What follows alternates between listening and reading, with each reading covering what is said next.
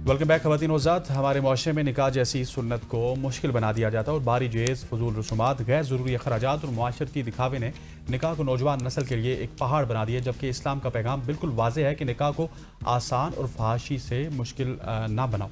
नबी अलैहिस्सलाम सल्लल्लाहु अलैहि वसल्लम ने फरमाया कि सबसे बाबरकत निकाह वो है जिसमें कम खर्च किया जाए। सवाल ये है कि जब दीन हमें आसानी की तालीम देता है तो हमने निकाह को इतना मुश्किल क्यों बनाया है? क्या वक्त नहीं आ गया कि हम अपनी सोच और रवैयों को बदलें और इस सुन्नत को इसी सादगी के साथ अपनाएं जिसका सबक इस्लाम हमें देता है? बिल्कुल एग्जैक्टली इसी पर बात करने के लिए आज इन स्टूडियो में ज्वाइन कर चुके हैं मुफ्ती डॉक्टर असदुल्ला साहब। Thank you so much for your time sir.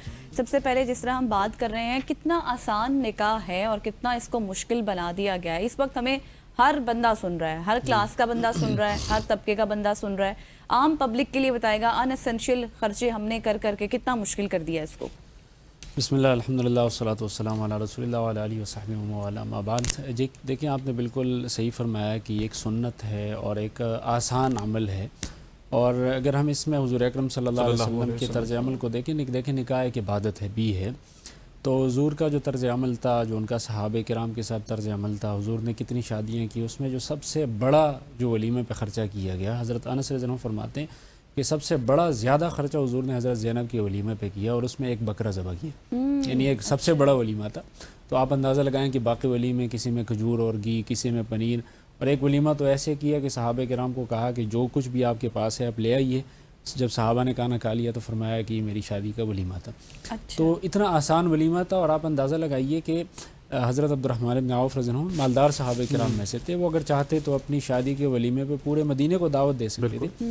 3-4 दिन बाद नज़र आया, हुजूर ने कहा कि आपको ऐसे बंद सौर के लग रहे हैं, शायद आपकी शादी हुई है। तो उसने कहा अल्लाह के रसूल मेरी शादी हुई। अल्लाह अकबर। तो इसका मतलब ये है कि यानी वो शादी इतनी आसान है कि उसने इस बात को भी यानी ज़रूरी नहीं समझा कि वो जाके हुजूर को बता दे, बस निकाह हो गया।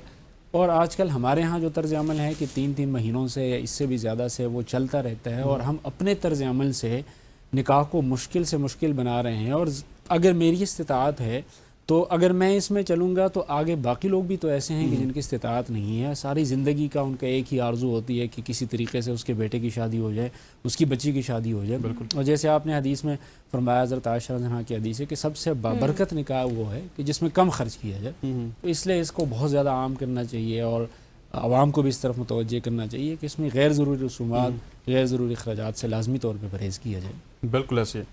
और ये जो मुझे बताइएगा कि शादियों के दौरान हमने अक्सर देखा है कि हम हक महर जब उसको करते हैं, मतलब तय करते हैं 10 लाख, 15 लाख, 20 लाख। अब एक शख्स की अगर तनख्वाह 50,000 या 1 लाख रुपए है तो 15 लाख रुपया लिखवा आता है वहाँ पे। उसको पता नहीं है कि ये मुझे जल्द अज जल्द पे करना है।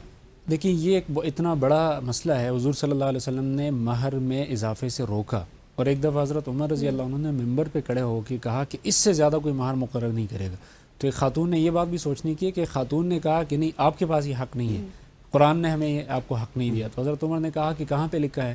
तो कहा कि कुरान में ये लिखा हुआ है कि अगर तुम अपनी बीवी को एक ख़जाना भी दे दो तो उससे वापस ना लो। तो हज़रत उमर ने फ़ैसला नहीं किया, लेकिन इससे ये पता चलता है कि महर का ज़्यादा होना और ये बहुत ज़्यादा एक नापसंदीदा तर्ज अमल है।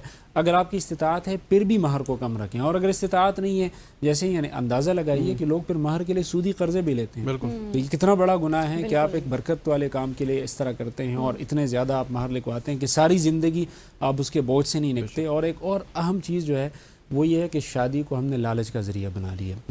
लड़की का वालिद भी सोचता है, बिट ट्रेड बना लिया है कि जी वो मुझे क्या देगा लड़का। और फिर लड़का अगर वो मर्द है तो उसको इस बात को कहते हुए इंतहाई दर्जे की बेशर्मी महसूस होनी चाहिए कि वो लड़की के घर वाले से पूछे कि आप लड़की को क्या देंगे। यानी अगर आप मर्द हैं, सारी जिम्मेदारी आप पर है, वो तो आपको अपने जिगर का गोशा दे रहा है, उसने सारी ज़िंदगी उसको बड़ा किया, उसको तरबियत दी, वो आपके घर में वो उसको भेज रहा है। तो अब आपका मुतालबा करना कि आप ये चीज़ भी भेज दें, ये चीज़ भी भेज दें, ज़ाहिर है उसमें तो एक चीज़ फिर जहेज़ वाली भी है, वो भी एक लानत है। लेकिन मुझे ये बताइएगा, मैं महर वाले सवाल को ही आगे लेके चलूँगी, क्योंकि ज़ाहिर कुरान में तो है ना कि औरतों को उनका हक महर खुशी से दो। लेकिन एक चीज़ हमने देखी है, अब ये मिथ है या क्या है, इसको आप भी क्लियर कीजिएगा।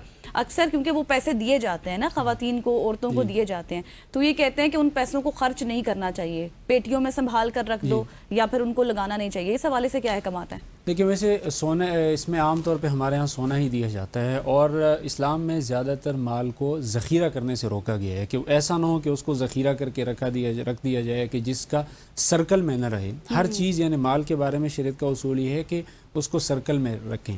سرکل میں جب رکھیں گے اس بندے کا بھی فائدہ ہوگا، باقی بہت سارے لوگوں کا بھی اس سے رزق جڑا رہتا ہے. تو یہ 20 تولے سونا، 30 تولے سونا وہ پڑا رہتا ہے، اس کی زکوٰۃ بھی ہر سال دینی پڑتی ہے، وہ معاشرے سے کٹا ہوا ہے، نہ وہ ٹریڈ سرکل میں استعمال ہو رہا ہے. تو یہ ایک ناپسندیدہ طرز عمل ہے. اس کے بجائے آپ کوئی ایسا اس کو سرکل میں رکھیں یا کوئی ایسی چیز دیں کہ جس سے ساتھ ساتھ فائدہ بھی ہو. جیسے زیور کے طور پہ استعمال ہے، لیکن زیور کے طور پہ خاتون کتنا زیور استعمال کر لے گی؟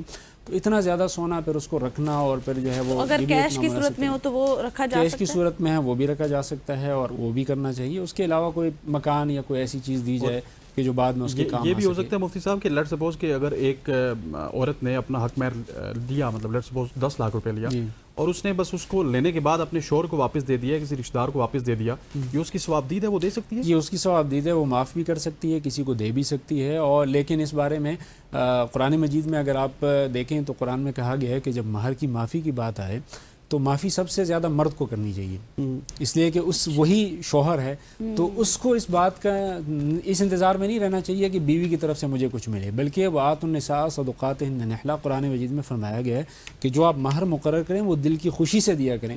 یہ بہانے نہ تراشیں کہ کبھی بیوی کو جو ہے نا آپ سوشلی پریشرائز کرتے ہیں کہ یہ مہر معاف کر دیں، پھر لکھوایا جب آپ دے نہیں سکتے تھے.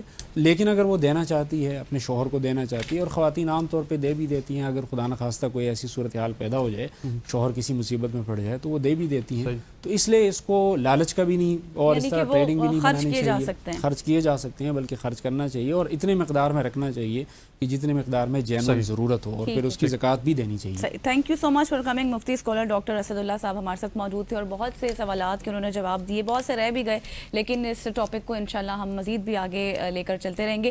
یہاں پر آج کی صبح کوچ کا وقت ختم ہو گیا ہے. مجھے حسنین کو، ہماری پوری پروڈکشن ٹیم کو اجازت دیجیے منڈے تک کے لیے. اللہ حافظ.